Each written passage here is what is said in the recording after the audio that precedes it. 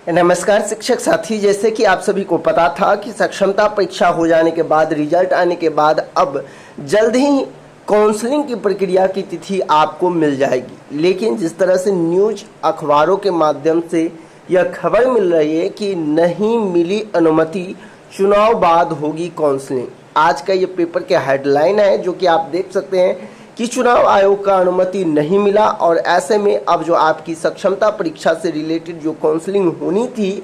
जो शायद अभी नहीं हो पाएगा। आपको मैं ये भी बता दूं कि विभाग की ओर से ऐसी कोई भी जानकारी नहीं दी गई है, लेकिन आज के अखबारों में काउंसलिंग को लेकर क्या कुछ कहा गया है, आइए हम एक छोटे से वीडियो में इसके बारे में जानते हैं। जैसे कि आप सभी को पता है कि राज्य में जो राज्यकर्मी बनने के लिए शिक्षकों ने जो अपना सक्षमता परीक्षा दिए थे, जिसमें से आपको पता होना चाहिए कि 1,87,615 जो नियोजित शिक्षक थे वो सफल हो चुके। ऐसे में उनका काउंसलिंग अब पटना में होगा। आपने ये भी खबर के माध्यम से सुना होगा और ऐसे में ये जानकारी स्पष्ट इसलिए हो जाता है कि कल ही मैंने देखा कि शिक्षा विभाग का जो ऑफिशियल ट्विटर हैंडल है, उस पर भी जो शिक्षक साथी ने जब सवाल पूछा कि आखिरकार नियोजित शिक्षकों का जो सक्षमता परीक्षा का काउंसलिंग होगा वो कब होगा, तो उनका जो जवाब आया है कि चुनाव के बाद। तो ऐसे में निश्चित तौर पर यह कहा जा सकता है कि आपकी जो काउंसलिंग प्रक्रिया है वो अब चुनाव के बाद संपन्न की जाएगी। आपको ये भी बता दें कि लोकसभा चुनाव के बाद जो है वो काउंसलिंग प्रक्रिया के लिए तिथि जारी हो जाएगा, क्योंकि लोकसभा चुनाव को लेकर आपको पता होनी चाहिए अभी आदर्श चुनाव आचार संहिता के मद्देनजर सक्षमता परीक्षा पास होने वाले नियोजित शिक्षकों की जो काउंसलिंग प्रक्रिया होनी थी वो अब नहीं होगा। काउंसलिंग के लिए शिक्षा विभाग ने राज्य निर्वाचन कार्यालय से अनुमति मांगी थी, लेकिन काउंसलिंग को लेकर यह अनुमति नहीं मिली। इसके मद्देनजर काउंसलिंग का इंतजार कर रहे सक्षमता परीक्षा पास नियोजित शिक्षकों की काउंसलिंग अब आदर्श चुनाव आचार संहिता के बाद होगी। यानी कि आपको पता है कि 4 जून के बाद ही आपका जो है अब काउंसलिंग प्रक्रिया हो पाएगी,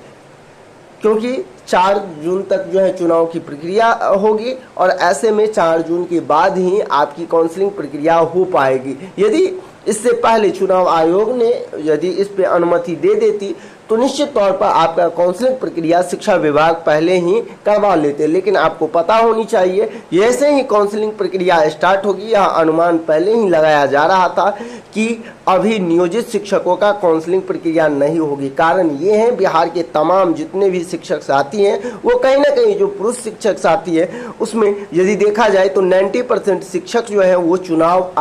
में ड्यूटी में होंगे, कहीं ना कहीं उनका ट्रेनिंग हो गया होगा या ट्रेनिंग हो रहा होगा। ऐसे में यदि दूसरी तरफ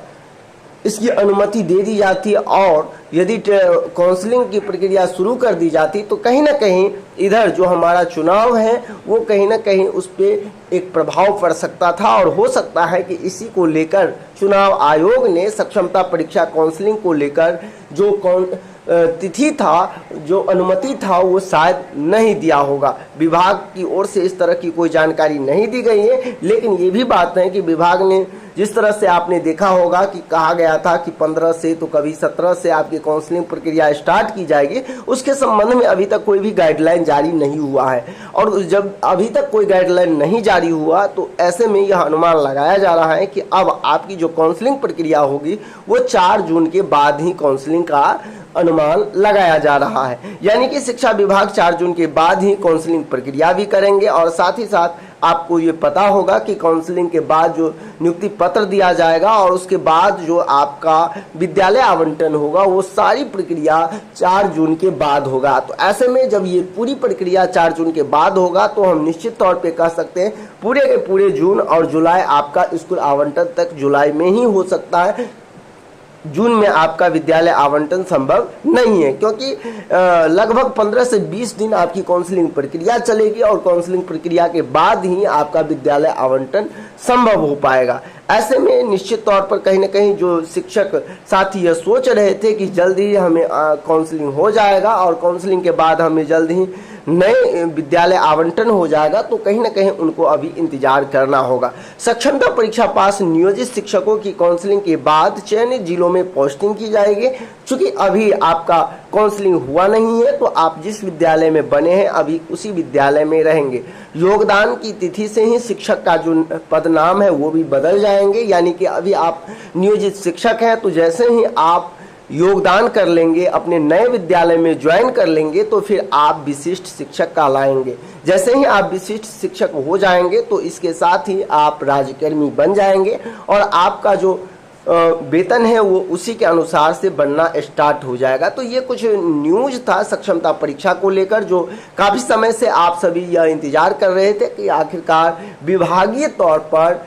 सक्षमता परीक्षा काउंसलिंग को लेकर कब तक कोई नोटिस या ऑफिशियल जानकारी दी जाएगी। तो ऑफिशियल जानकारी तो नहीं, लेकिन आपने यह देखा कि किस तरह से सक्षमता परीक्षा को लेकर आज न्यूज में भी खबर आप देख रहे हैं कि नहीं मिली अनुमति,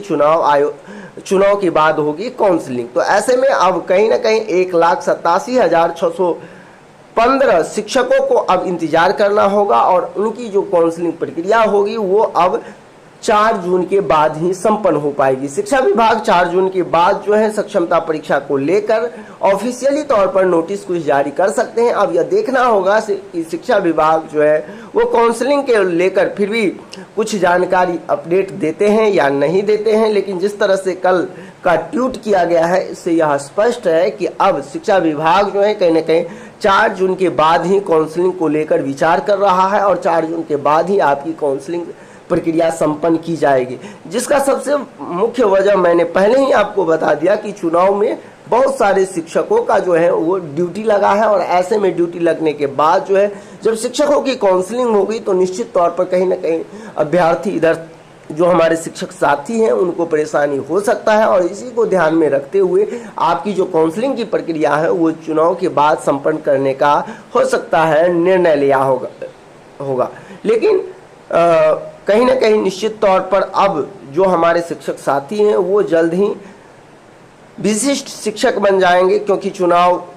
के बाद आपका काउंसलिंग प्रक्रिया संपन्न कर लिया जाएगा और निश्चित से 1 महीना के अंदर अंदर आपका जो है विद्यालय आवंटन भी हो जाएगा। तो उम्मीद करते हैं कहीं ना कहीं आपको इस अपडेट से अब यह पता चल गया होगा कि आखिरकार आपकी काउंसलिंग प्रक्रिया कब संपन्न की जाएगी। इसी तरह लेटेस्ट अपडेट पाने के लिए आप हमारे चैनल से जुड़े रहे और इस चैनल के माध्यम से सक्षमता परीक्षा से रिलेटेड चाहे आपकी काउंसलिंग प्रक्रिया हो, काउंसलिंग से रिलेटेड जो भी अपडेट हो, ये सारे के सारे इन्फॉर्मेशन आपको इस